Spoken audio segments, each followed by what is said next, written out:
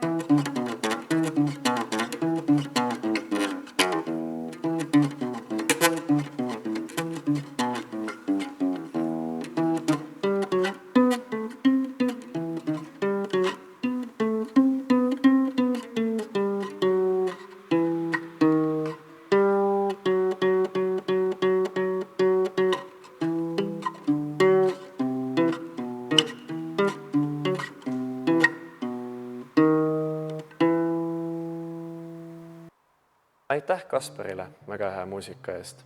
Aga nüüd on meil hoopiski stuudios külas uus külaline.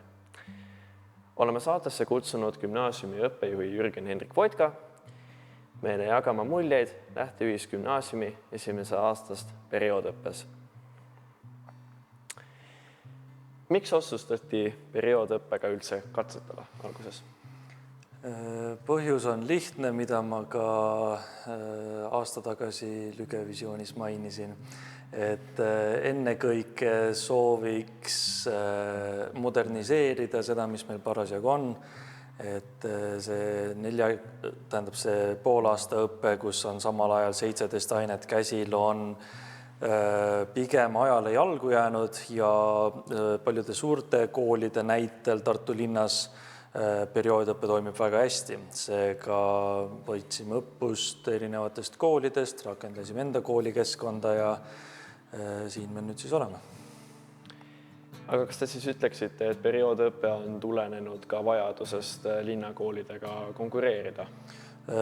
Kohati küll, kuigi seda ei ole toodud vestlustel või siis äraütlemiste põhjustes, et see on see peamine põhjus midagi niisugust, et siis kindlasti ei saa ümber lükata seda väidet, et Tartu linnakoolid on üleüldiselt natukene atraktiivsemad, eriti just linnas elavatele õpilastele. Seega on vaja näidata, et isegi kui nad tulevad kooli, mis ei ole võib-olla nende esimene eelistus, et siis me oleme sellegi poolest kvaliteetse haridusega õpilase peale mõtlev ja uuendustemeelne kool. Et nad ikkagi ei kahetseks siia tulla. Ehk siis eesmärgiks oli kooli nii-öelda moderniseerida. Jah. Aga kuidas siis teie arvates õnnestus niimoodi esimesel aastal? Õppimiskohti on kindlasti palju, nii minul kui õppekorraldajal kui ka õpetajana, siis õppekorraldajana ma olen pidanud väga palju kohanema selle faktiga, et meil on ka põhikooli pool, ehk siis perioodõpe, mis on gümnaasiumile suunatud, ei saa rakendada põhikoolis, aga põhikool ikkagi on mõjutatud ennekõike sellest tunniplaani muutustest ja nende õpetajate koormusega on ka mõjutatud, kes siis õpetaja nii põhikoolis kui ka gümnaasiumis. Mina kui õpetaja olen aru saanud, et ma pean oma tundidele teistmoodi lähenema ja olgugi, et ma ei ole perioodõppes õpetanud, omal ajal õppisin perioodõppes gümnasistina, et siis oli võib-olla natukene vale, mitte ilmselt vale arusaam, aga natukene sihuke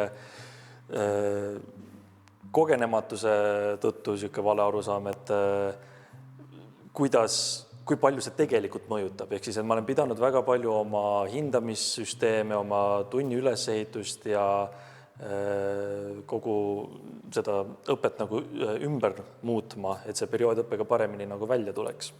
Siis üldiselt nagu mõjutab põhikooli ja õpetajate koormust hästi palju, jah?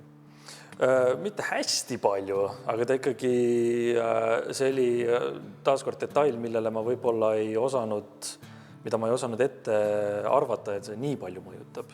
Aga nüüd õppeaasta jooksul ma olen paremini aimu saanud, et mis töötab, mis ei tööta, kuidas kohaneda sellega, et õpetajaid on nii põhikooli kui ka gümnaasiumi poolel.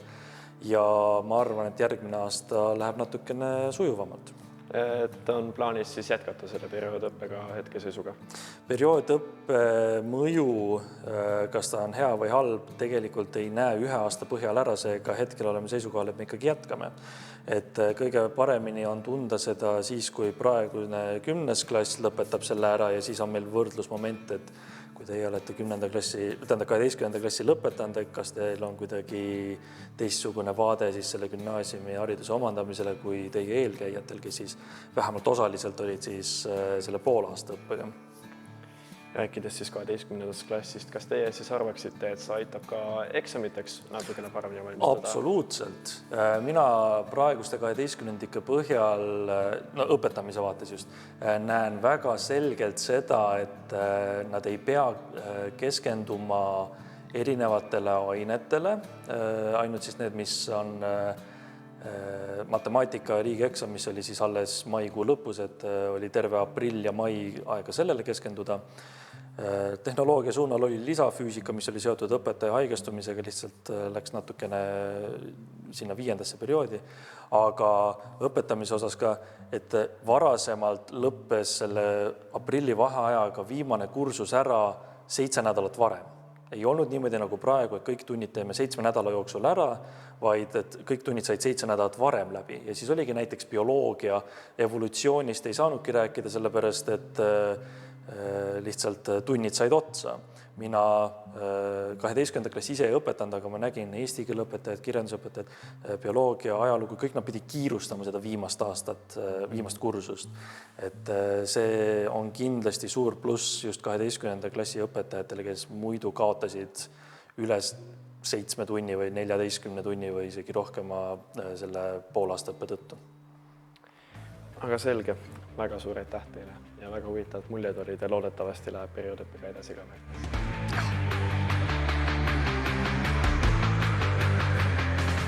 Saate viimaseks intervjuuks oleme kutsunud külla gümnaasiumi meediasuuna õpilase Natali Karise, kes jagab ka meile natukene enda vaatepunktist muljeid perioodõppesüsteemist. Tere, Natali! Tere! Kuidas teie kirjeldaksite perioodõppe mõju enda õppimisele? Perioodõppe on kindlasti palju lihtsam, sest koormust on vähem, aga samas on ka keeruline, ka topelttunnid on. Et kui on nädalas 5 tundi ühte ainet ja eriti aine, kui ei meeldi, siis see on kindlasti natukene halb mõju, eks ju? Ja, aga saab ka mõelda positiivselt, et kui on järgmine periood, siis seda õppeainet jällegi ei ole. Aga kuidas suhtute teie sellesse, et gümnaasium nüüd soovib perioodõpet jätkata 3 aastat, et kas te pigem nagu poolaksite traditsioonilist poolaasta süsteemi või teile isegi nagu meeldib see perioodõppe piisavalt? Mulle isegi perioodõppe meeldib, palju lihtsam on, palju kergem on. Koolikott on ka kindlasti kergem, jah? Just. Aga kas te ütleksite ka seda, kui selleks ajaks, kui teie jõuate 12. ja teil on käsi eksamid ja lõpetamine, kas teie jaoks oleks ka siis natukene lihtsam õppida perioodõppega, kui on käinud 5 ainet nädalas? Kindlasti on lihtsam, sest sa ei pea muretsema muud õppeainet üle ja saad keskenduda ainult eksamile, mis on kõige tähtsam, sest sa tahad ju endale häid tulemusi ja tahad ka gümnaasiumist edasi saada. Kas teil oli ka päris raske tulla üle poolaasta süsteemist nüüd järsku perioodõppesüsteemile? Et kuidas see nagu mõjutas teid eriti alguses esimestel periooditel? Kindlasti see oli väga keeruline, sest sellega ei olnud harjunud. Ja lisaks, et esimeses perioodis olid kohe geograafia ja keemiatunnid, mis mulle üldse nagu ei meeldi. Et raske oli, aga sai sellest nagu üle.